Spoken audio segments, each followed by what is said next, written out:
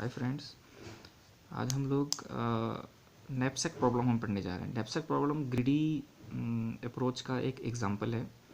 Knapsack problem has two types, one is fractional knapsack problem, other is 0-1 knapsack problem. Knapsack problem, fractional national problem is a type of problem in which fraction of item can be taken rather than having make to binary 0 or 1 choice for each item. इस type के problem में हमारे पास क्या होगा, 3 things given होते हैं. One is item. Suppose that in this problem I1, I2, I3, I4, I5. Other is weight. Weight, इनकी weight given है आइटम की 5, 10, 20, 30, 40. And other is values. Next is values. इस आइटम की values 30, 20, 100, 90, 160. Now capacity of the knapsack with W equal to 60, मतलब हमें 60 complete करना है, right 60 complete करना है. तो फाइंड द फ्रैक्शनल नैपसैक. तो हम इसको कैसे सॉल्व करेंगे इस प्रॉब्लम को. हमारे पास आइटम, वेट और वैल्यूज गिवन है. तो क्या करेंगे, हमने आइटम राइट कर दिया, I1, I2, I3, I4 हमने लिख दिया. इसकी वेट जो गिवन है, वेट हमने राइट कर दिया. नेक्स्ट इसकी जो वैल्यूज गिवन है, वैल्यूज राइट कर दिया. अब हम इसको क्या करते हैं, इसमें हम एक PI फाइंड आउट करते हैं. PI का मतलब हो गया वैल्यू पर वेट रेशियो. वैल्यू पर वेट रेशियो हम इसको क्या करते हैं, राइट करते हैं, कैलकुलेट करते हैं. कैलकुलेट कैसे करेंगे, आप वैल्यू को वेट से डिवाइड कर दो.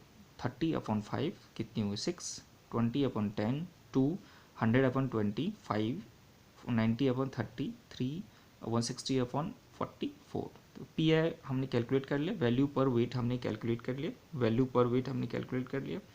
अब जो हमारा ये कैलकुलेशन आया है, इसको हम क्या करेंगे, अकॉर्डिंग टू हम पी वैल्यूज़ के अकॉर्डिंग हम इसको डिक्रीजिंग ऑर्डर में राइट करेंगे. तो डिक्रीजिंग ऑर्डर में राइट करेंगे. तो डिक्रीजिंग ऑर्डर में सबसे स्मॉल नंबर कौन सा है, 2 किसका है, 2 I2 का है. 2 I2 का है, तो सबसे पहले हमने राइट कर दिया I2.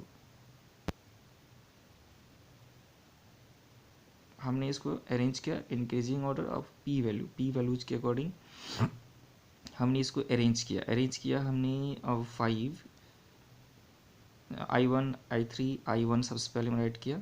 5 according to decreasing order में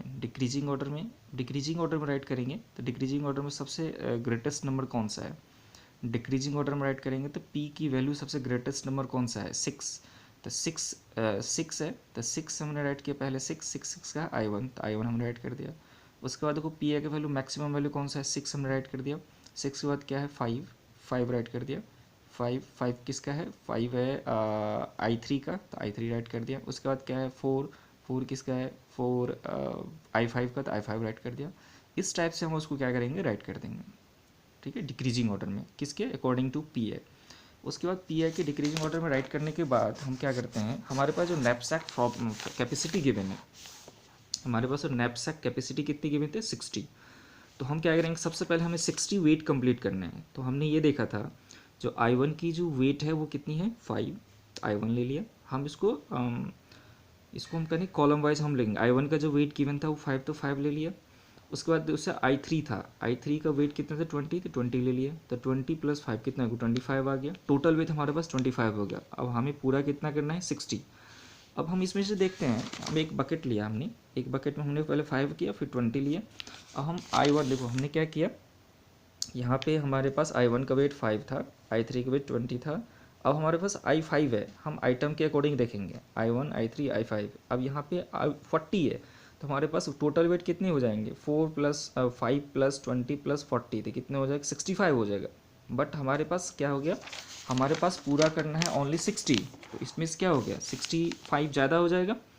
ठीक है, 65 हमारे पास जो है 65 ग्रेटर देन 60 हो जाएगा. इसलिए हम लोग क्या करेंगे, इसको फ्रैक्शन करेंगे. तो फ्रैक्शन करते हैं तो क्या हो गया, फ्रैक्शन के लिए क्या करते हैं, हमारे पास अभी 25 था और हमें नीड कितनी है, अभी हमें नीड है अभी 60 - 25. तो 60 - 25 तो कितना, 35 हमें नीड है. तो हम क्या करेंगे, पुट करेंगे VI/W इंटू नीड. कितनी नीड है हमारी, तो VI का मतलब 160. VI मतलब वैल्यू कितनी है उसकी, 160 कहाँ से आया, जो आपने देखा था, ये जो टेबल आपने जनरेट किया था, तो देखो i5 हमें आइटम चाहिए था, i5 की वेट इतना था, इसकी वैल्यूज जितना था, वैल्यूज है 160।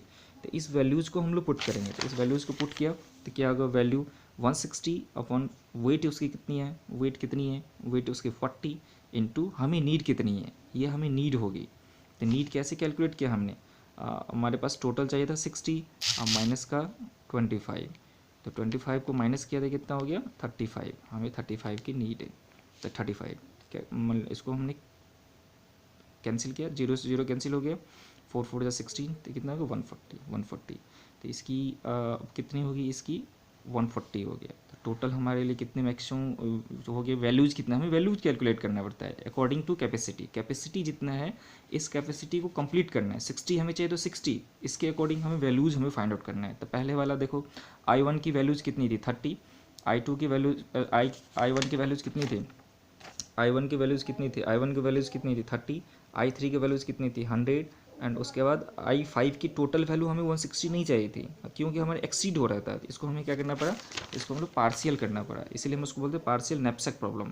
तो ये क्या हो गया, ये हो गया I1 हो गया, ठीक है, ये कितना हो गया I3 हो गया, और ये कितना है I5 हो गया। तो I5 का हमें पार्शियल मिला, तो टोटल वैल्यूज़ कितने हो गए 270, सबको हम क्या करेंगे ऐड कर देंगे।